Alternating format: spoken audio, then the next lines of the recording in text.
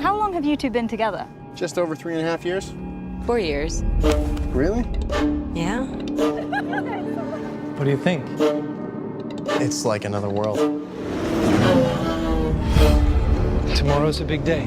Is it scary? What is it? It has special properties.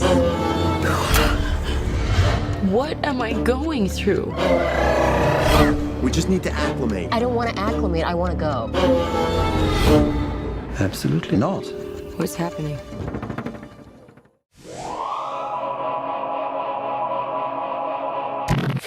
Hello, everyone, and welcome back to Film Optics. And today we're going to be reviewing Midsommar. We are a little bit late to the party. Actually, we're super late because this came midsummer and mid-fall. Midsummer. You know, it is what it is, man. It's all about consistency.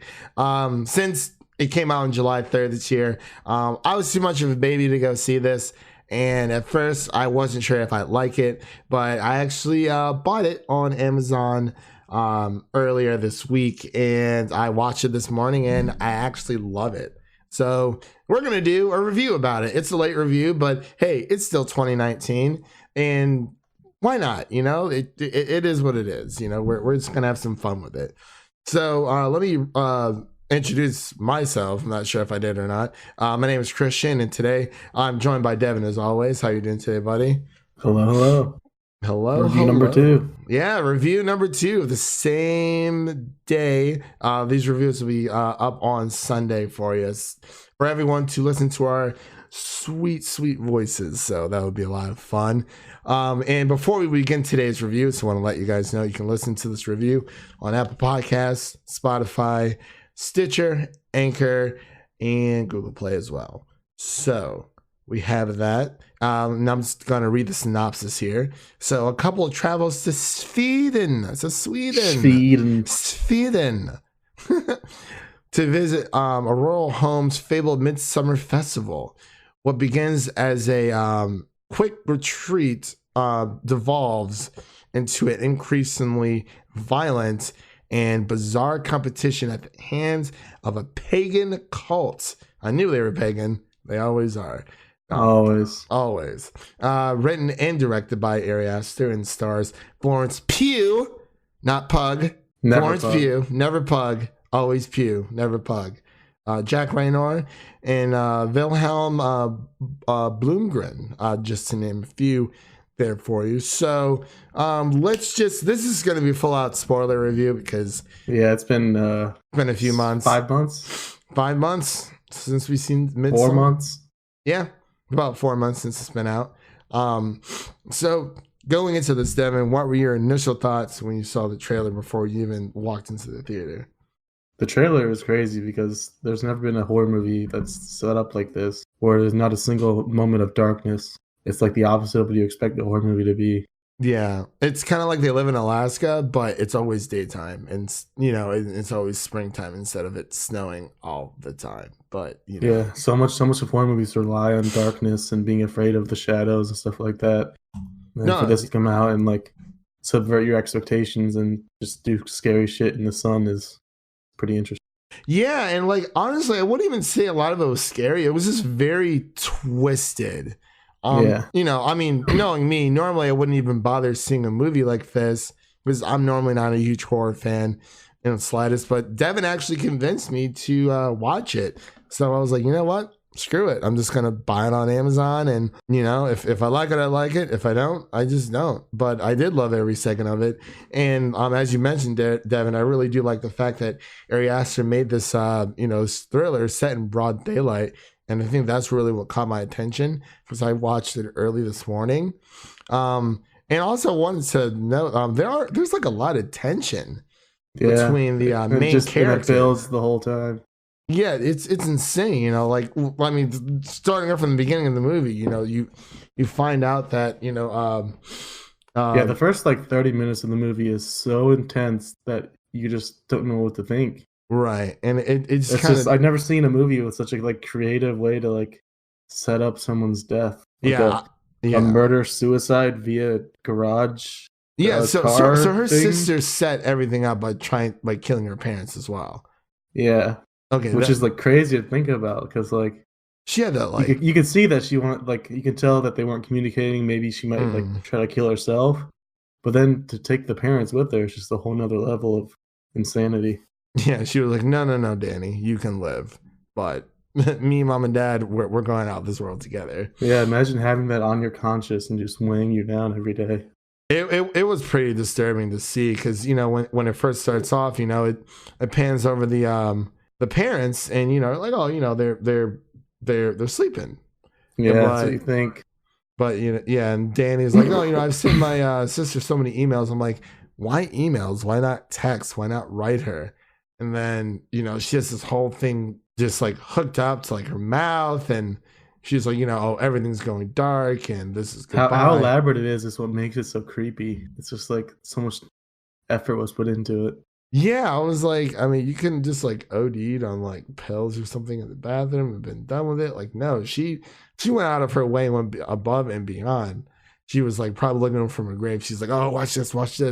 The cops coming in, they're like, oh, they're never gonna believe what happened, like what I did.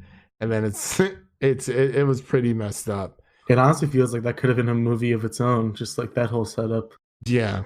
Trying to figure out what happened there. Right. And they really normally don't talk about, the family all too much unless it's in passing, when Danny's having her panic attacks, when she's tripping out on these random herbs and pills and, water properties.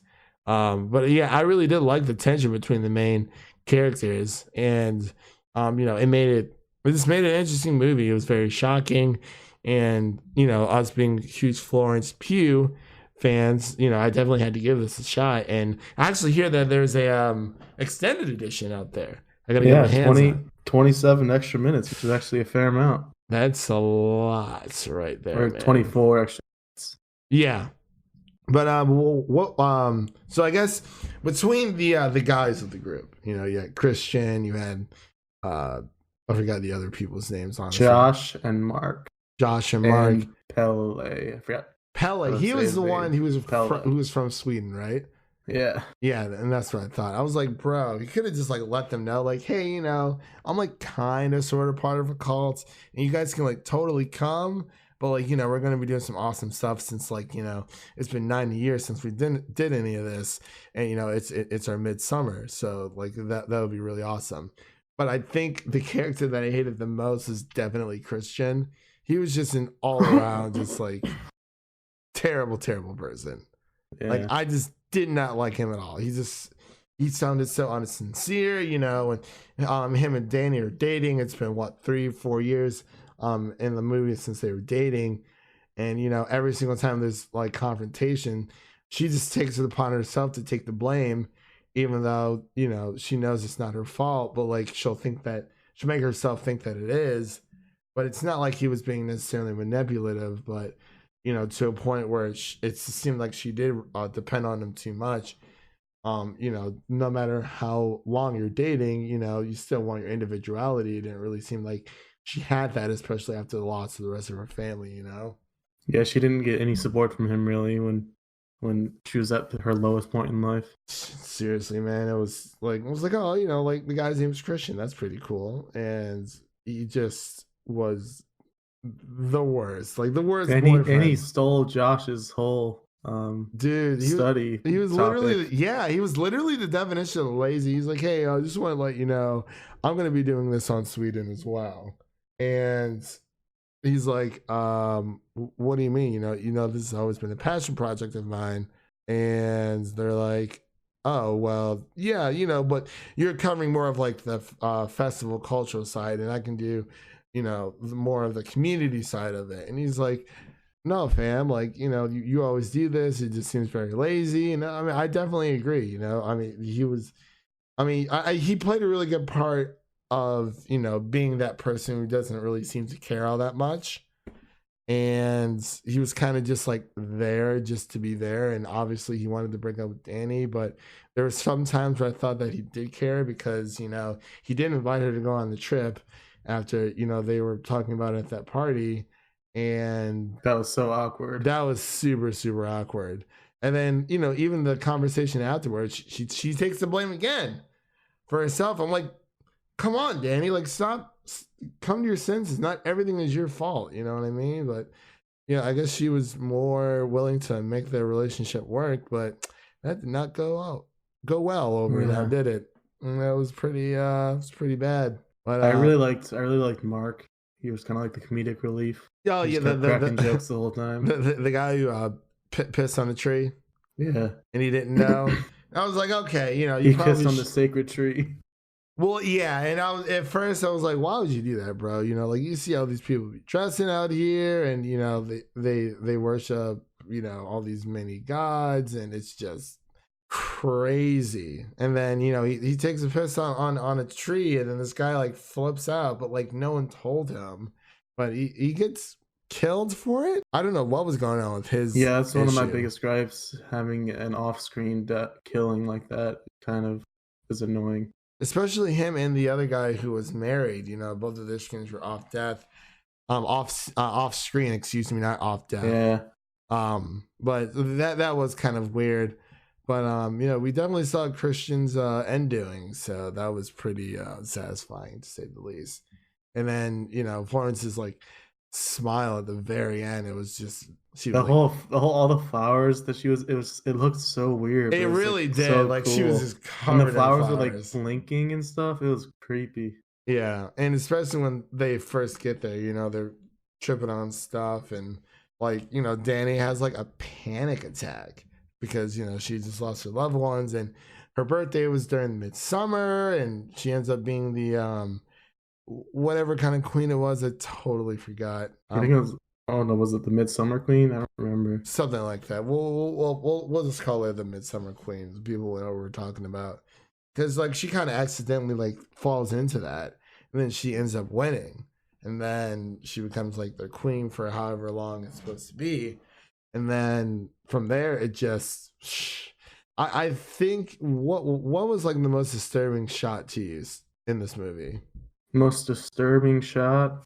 Yeah, probably. The initial scene where the elderly people jump off the cliff was pretty jarring. It really was, and I think Florence's reaction to that was just how like anyone's was. Like she just shut down.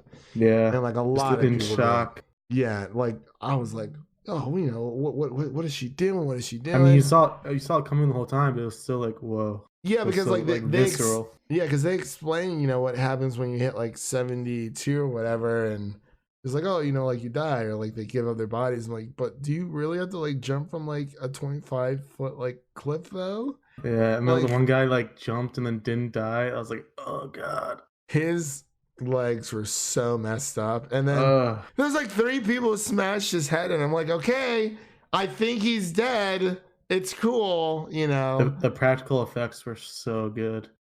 That's one of the things the director's best at. I think one of the best scenes is when she has like a breakdown and she's like screaming, and then all the girls are like surrounding her, just like copying whatever she said. Yeah, literally right after she finds out what Kristen's been up to, because he kind of got like roped into having sex with that one redhead, but then you know finding the pubic hair in his pie, I was like, oh, well that makes me never want to eat pie ever again. You know what I mean? Yeah, but I think that was actually like one of the most touching moments, because that's all she wanted was someone to feel how she feels and comfort her like that. That's all she wanted the whole time. Especially now that like, and it kind of sets up early in the movie that like, you know, she doesn't have anything holding her back from like going to Sweden or even leaving Midsommar, which we don't really know if she does towards the end. You know, kind of just ends on her like with this like smirk on her face and like knowing that her boyfriend is dead, and it kind of just ends. You know, he burns just as bright as, you know, any star in the universe, but you know, inside that one yellow cabin. So that was pretty interesting, I guess. So what did you have any gripes with this movie? Yeah, we mentioned the main thing being the off-screen deaths was pretty annoying. Mm-hmm. I wasn't sure. It definitely was a little long. Yeah, because I think this one was around 2.5 hours, same as our Dr. Sleep review, which we just did. So yeah, I definitely agree. And not all of the cult like festival stuff, not all of it felt necessary. Some of it was like Do you just think it kind of was felt forced weird. or just Not unnecessary? forced, but just some of it just felt like unnecessary. Yeah, and I think, but I think Ari Aster did a really good job of trying to, show us a culture of, this cult, and but I think Jared would have a field day with this movie. I told him to see it when I first yeah, I saw was it. actually talking to him about it earlier, and he said he still hasn't seen it, and I was like, do I give him my voodoo password or not? So I mean, we'll just see. It depends on my mood. Like you would ever have time to watch it anyways. That is very true. He's a very busy man, going through college. I think he's on senior year. Yes? No? No idea. That's very interesting. But man, I'm trying to, because when I'm watching the trailer, it's kind of like they comprise all the best shots within the trailer itself, especially with the deformed man who was a product of inbreeding. So when Christian got it on with the ladies and the granny scene was so funny. The whole theater was put your back into it. They were like oh, it's just hilarious. The whole theater was dying at that part. It was really weird, man. Like I didn't know what to think. I was like, okay, they were pushing his ass in and out. It was like, what the heck? Like, here, you got to do it like this. You got to put the extra thrust in there. But yeah, and that lady, that girl he was with was just looked so weird. Yeah, that was the redhead, right? Yeah, and I figured something was going on. When they're first doing the dance, and she like comes the blood over in the drink too. Oh, was that blood? Yeah. Oh my gosh. A special kind of blood. Ugh. Nope. I was like, even after the pubic hair, like my mincemeat pie, I'm not doing that at all. But yeah, man, this movie was very, very interesting. I really did enjoy the scenery, of where, I'm not sure if they were shooting on site in Sweden or not, but I really did like the costumes that everyone was wearing. The cinematography was just amazing the whole time.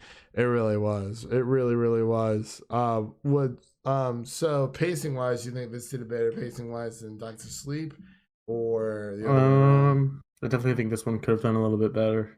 Yeah. It definitely felt a little long at parts. And I could see why this movie's kind of divisive. It's definitely not for everybody because it's not straightforward with its message at all. It kind of leaves some of it open-ended and leaves a lot of it for interpretation for however you want to view how the movie is.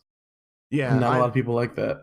Yeah, I totally agree because I mean a lot of these indie developers, their movies kind of just like end after a certain point, and it's so ambiguous as to what happens next. But for the ambiguous side of it, just not knowing how it ends is kind of I think it's a nice touch, but at the same time, it happened at the end of was it The Amazing Spider-Man 2? I believe it was. I don't remember anything about those. It was Spider-Man runs up with the Rhino, and he's about to like. Oh yeah, that was bad. Yeah, and it just ends. But I feel like they get these really good ideas for these films, like a lot of these indie films, but they're not entirely sure how to end it. And I mean that is very tough to begin with. When it comes to even when you're just like adapting something, it's like, okay, when do we end this? Or this movie's gone on for like almost it's pushing 2 hours and 2.5 hours.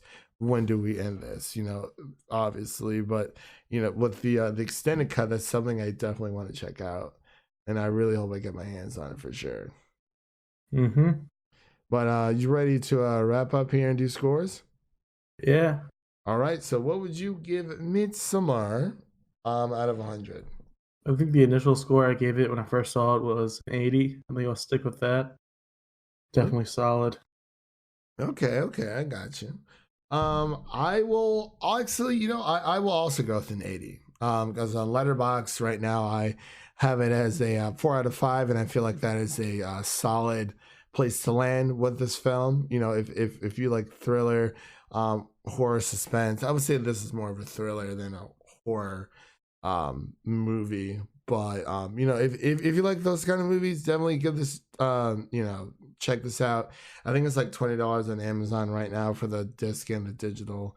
and I believe it's $14.99 on Apple not podcast, or the Apple TV store. But yeah, it really was a perfect metaphor for ugly breakups. Like it really Ari Aster mentioned that's what he wanted to do with this movie. He wanted to make it a movie about what breakups feel like. And they clearly wanted out, and it's just, you saw that, and you really wanted them to communicate that, but they just never did. And that's what the only thing that I think it fell short for me. But I mean, you know, the rest of the movie pretty much made up for it. I also want to say there are a lot of people that see it and they come out of it saying, "Oh, that was a bad movie." I understand, like, if you don't like it, I understand that, but I can't really see how it's a bad movie. It's too well made, and it looks too good, and there's too many interesting things for it to be a bad movie. Amen. I totally agree. Especially in this genre where there are bad movies that come out, like Countdown and all these other Halloween, like unoriginal movies. And for something like this to come out that's well done, well made, well acted, well directed, everything. Yeah. I don't think it deserves to be called bad. Yeah, and I know we both pretty much preach on this show that man, I just lost my train of thought with that. With indies, I'm sorry. Wow, it's got back on track there. With indies being the not necessarily the future of film, but indies are where it's at right now. And this is an indie film. This is a smaller scale story, but it's a new story that we've never heard before, and I think that's why a lot of people like it. So, but you are ready to wrap up here? Yeah. All right. Well, thank you for coming on, Devin, as always. And thank you for everyone listening at home. Remember, you can listen to this on Apple Podcasts, Spotify, Stitcher, Anchor, and Google Podcasts as well. So, and also, my gosh, YouTube. Wow. I'm really losing it today. And it's only 7:35 for whatever reason. Gotta love that daylight savings time, right? It sure is hitting hard. It is really hitting hard, man. I swear it looks like it's 10 o'clock outside right now. It's at 5 p.m. Too much, man. But that is our review of Midsommar. As we always said, better late than never. Definitely wanted to get this out for everyone listening. And thank you for listening to us. And we'll see you guys in the next one. Peace.